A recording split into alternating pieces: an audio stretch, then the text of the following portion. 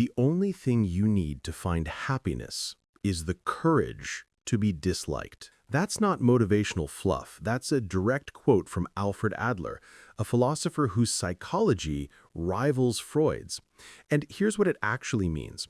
Right now, even if you are not aware of it, you're making decisions based on whether people will approve of you, what to say in meetings, what to post online, whether to set that boundary, whether to pursue that goal.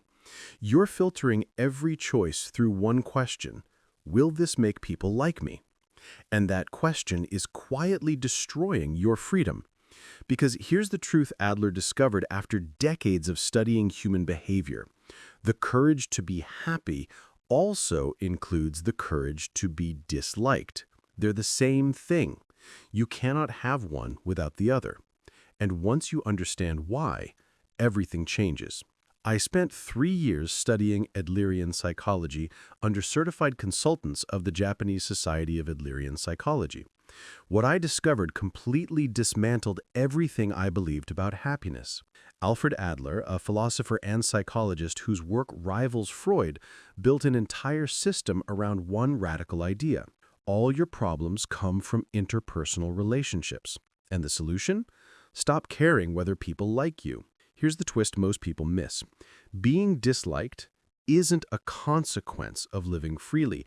It's the actual mechanism. The moment you accept that some people will dislike you, interpersonal relationships become lighter, your anxiety drops, your decisions become clearer.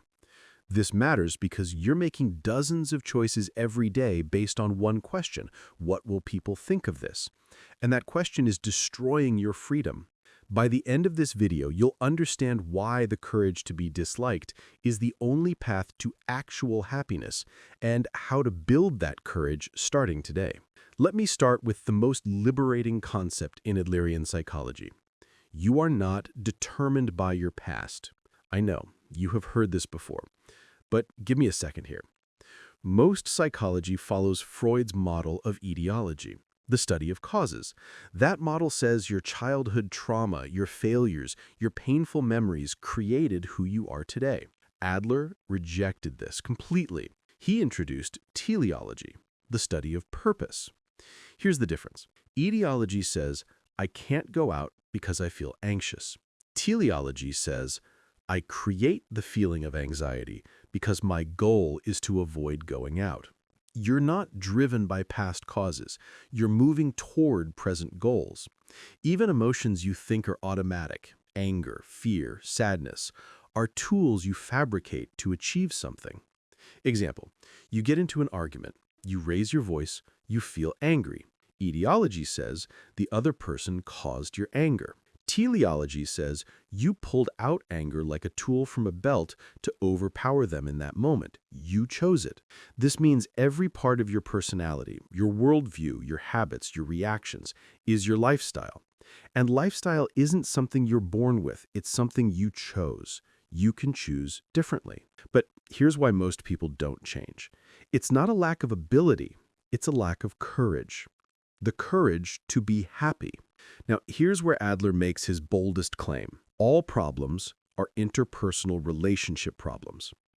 If you lived completely alone in the universe, no other humans, no society, no one to compare yourself to, every problem you have would vanish. Your insecurities?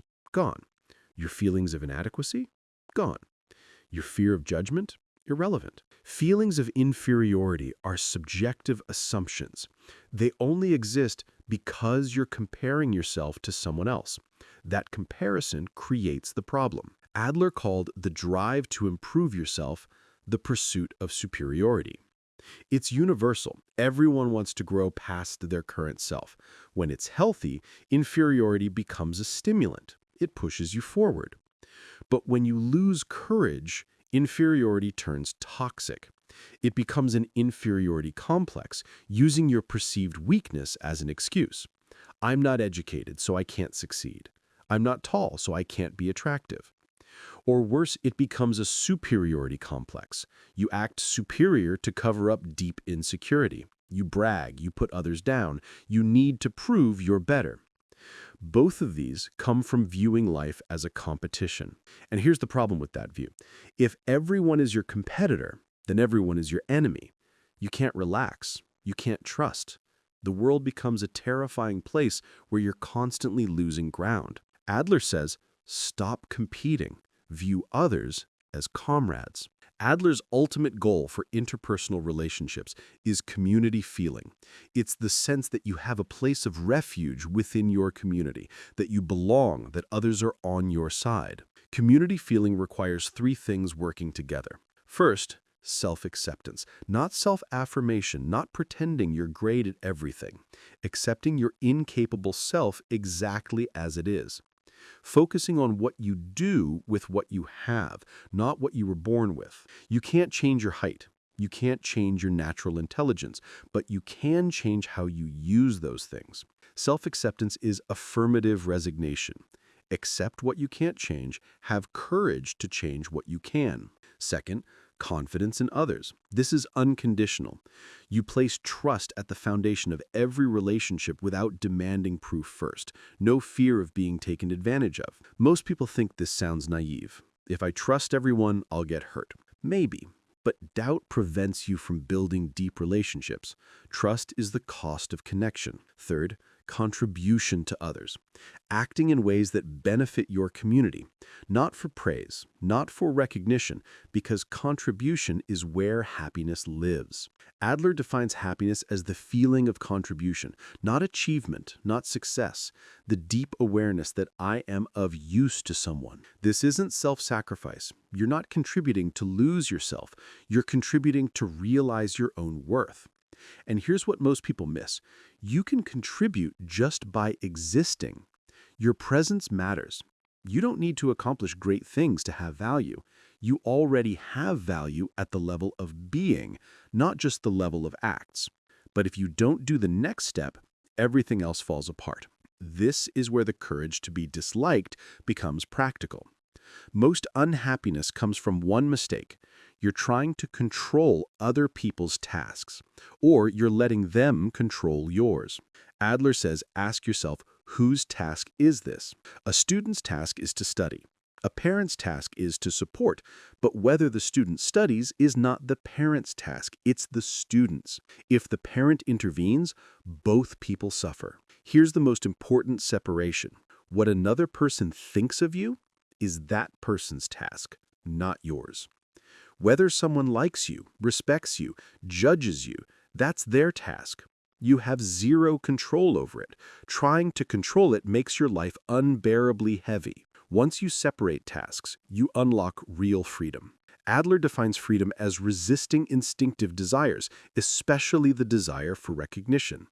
It's the attitude of pushing yourself up from below when you start tumbling downhill. And here's his radical definition. Freedom is being disliked by other people. Let that sit for a second. Being disliked is proof you're exercising your freedom. Proof you're living by your own principles instead of bending to everyone else's expectations. The cost of freedom in interpersonal relationships is that some people will dislike you.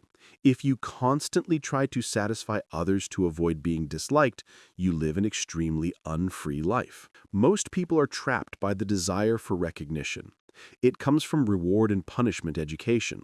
You do things to be praised. You avoid things to escape punishment. If you live to satisfy other people's expectations, you throw away who you really are. You live for someone else's life.